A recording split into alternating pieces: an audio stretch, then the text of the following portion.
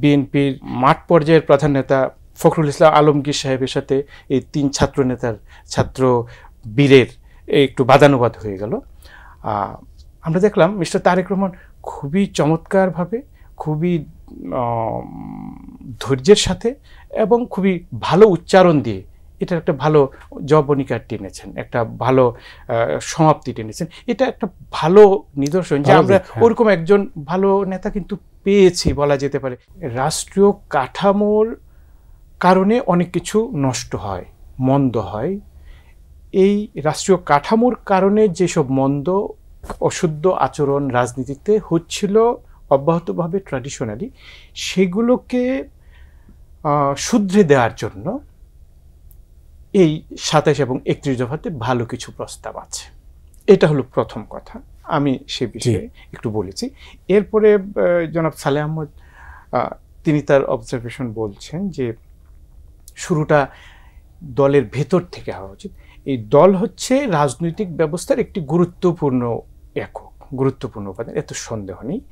আর এখন এরপরে আমরা আরেকটু নিচের দিকে আরেকটু মাইক্রো লেভেলে আসতে প্রসঙ্গটা এসে যাচ্ছে। সেটা হলো দল হিসেবে বিএনপি এবং আওয়ামী লীগ দুটোই পরিবারতান্ত্রিক দল, পরিবারতান্ত্রিক নেতৃত্বের আওতায় আছে।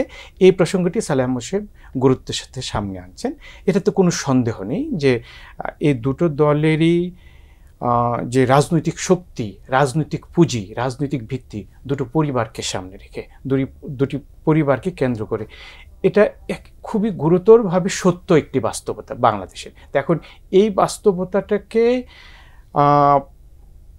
উতরে যাওয়া, মানে এটাকে পিছনে ফেলে আমরা এর চাইতে ভালো রাজনৈতিক দল কাঠামো, রাজনৈতিক শক্তি গড়ে তোলার যে উদ্যোগ আয়োজন অল্প অল্প আমরা দেখেছি, সফল হয়নি।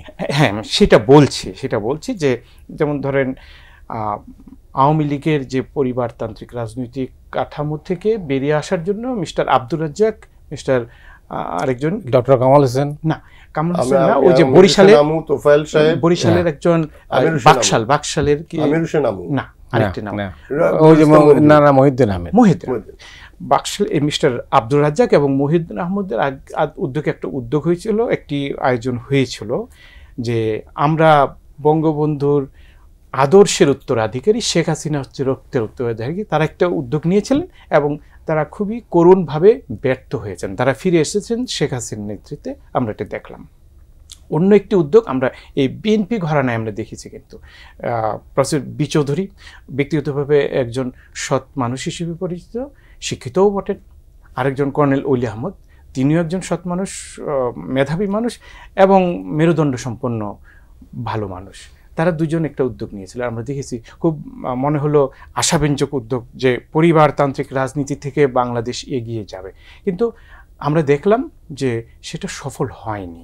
এই দুইজন কর্নেল ওলি, বদরুদ্দোজা চৌধুরীর মতো দুইজন ব্যক্তিত্ব সম্পন্ন, শুদ্ধতা সম্পন্ন মানুষ, তারা বেশি দূর একসাথে এগোতে পারেননি। তার অর্থ হলো রাজনীতি বিজ্ঞানের এবং বাংলাদেশি রাজনীতির যে ধারাবাহিকতা, এটার যে এই সামান্য পর্যবেক্ষণ করার চেষ্টা আমি করি, তাতে আমি দেখছি যে রাজনৈতিক জনগোষ্ঠী হিসেবে বাংলাদেশের জনগণ এখনও এই দুটো পরিবারতান্ত্রিক কাঠামো অথবা ধারাবাহিকতার ঊর্ধ্বে ওঠার মতো সচ্ছল, নীতিবান এবং সামর্থ্য সম্পন্ন নেতৃত্ব আমরা গড়ে তুলতে পারি না, আমরা হয়ে উঠিনি এবং কেউ না।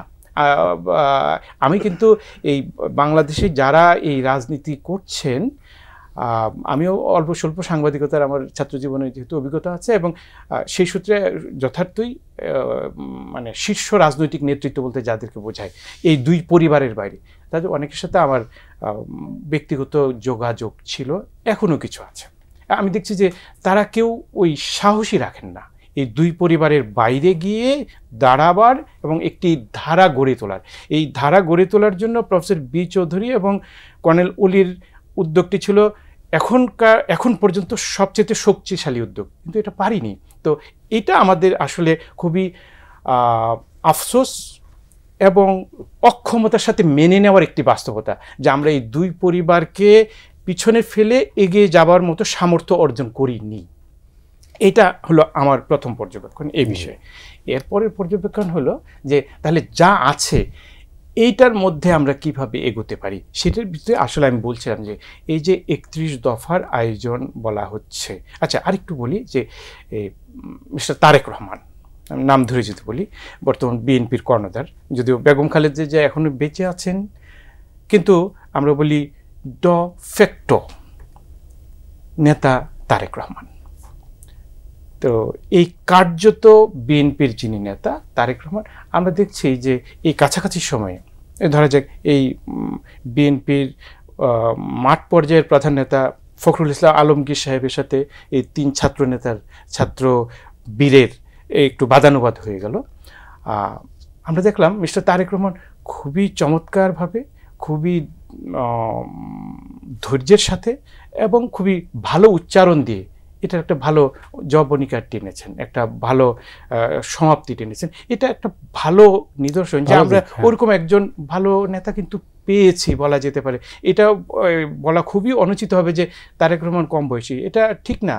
আমাদের যারা এই দেশে রাষ্ট্রপতিত্ব করেছেন, বঙ্গবন্ধুর কথা বলি অথবা জিয়াউর রহমানের কথা বলি, তারা তো অনেক বেশি কম বয়সে এই দায়িত্ব পালন করেছে। সুতরাং দায়িত্ব পালনের জন্য, নেতৃত্ব দেওয়ার জন্য মিস্টার তারেক রহমান যথেষ্ট ম্যাচিউরড হয়েছেন এবং আমরা দেখলাম যে তার আচরণে একের বাস্তবে এই যে চলমান সময়ে আমরা দেখলাম যে তিনি খুব চমৎকারভাবে অভিভাবকের মতো এই সংকট অথবা এই বিতর্ককে অবসান ঘটিয়েছেন। এটা খুব ভালো উদাহরণ আমাদের। সুতরাং আমরা আশাবাদী হতে পারি।